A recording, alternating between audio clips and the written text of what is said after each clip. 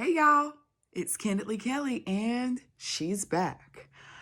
Today's episode is going to be called The Bounce Back. So if you haven't realized, or for those of you that may be recently following me, my last episode, which was episode 13, was 10 months ago.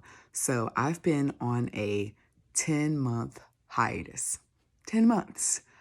And so the bounce back is a title that came from a friend of mine named Ohavia. And we were talking about the channel and she's like, hey, I've been watching you and I've been watching the fact that you haven't been posting anything.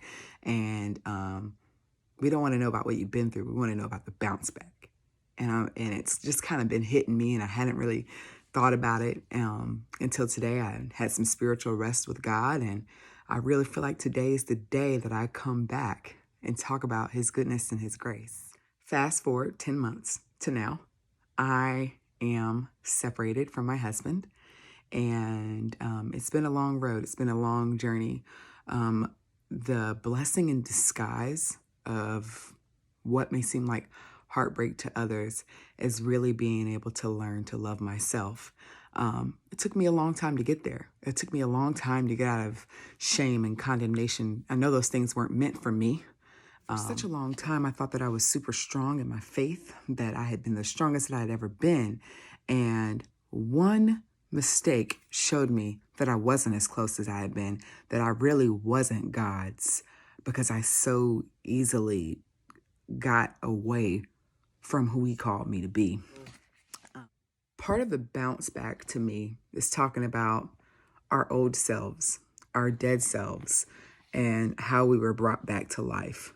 So KandidlyKelli is about finding real situations and how you can meet God in the middle. For this year, for the year 2019, I had prayed over a word with my church, and that word was surrender.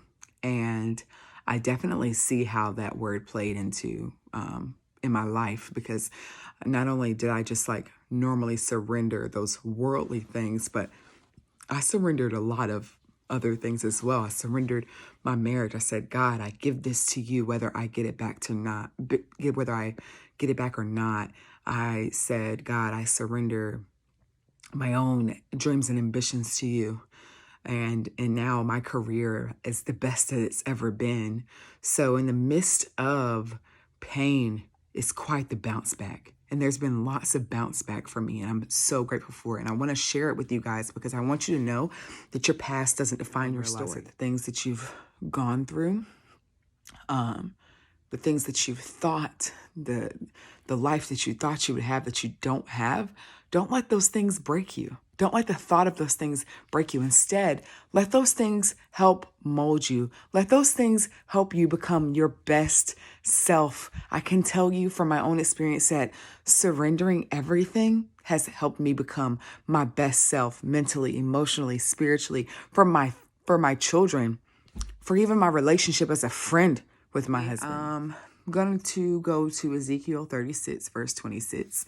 It is a scripture that came upon me from a book I'm reading that I got from one of my friends. It's called Fervent, and it's by Priscilla Schreier. I'm pretty sure I said her name wrong, but this is KandidlyKelli, and I am who I am. But Ezekiel 36, verse 26, it says, then I will sprinkle clean water on you, and you will be clean. Your filth will be washed away, and you will no longer worship idols. And I will give you a new heart, and I will put a new spirit in you. I will take out your stony, stubborn heart and give you a tender, responsive heart.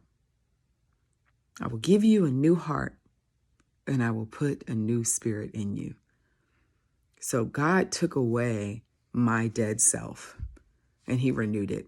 He took away my dead heart. He took away my dead emotions, and he renewed it. He refreshed it. I am renewed. I am refreshed. I am the best that I've ever been. I mean, of course, we all have bad days, right? But I really just want to remind you and let you know that you can be renewed. You too can be renewed. You too can be refreshed. What's holding you back from that? Because it's clear. His word is clear. I will give you a new heart, and I will put a new spirit in you. And then when you fast forward and go through to chapter 37, when he talks about calling out the dry bones and telling them to come alive, God's calling us to be alive for his word. So I'm alive.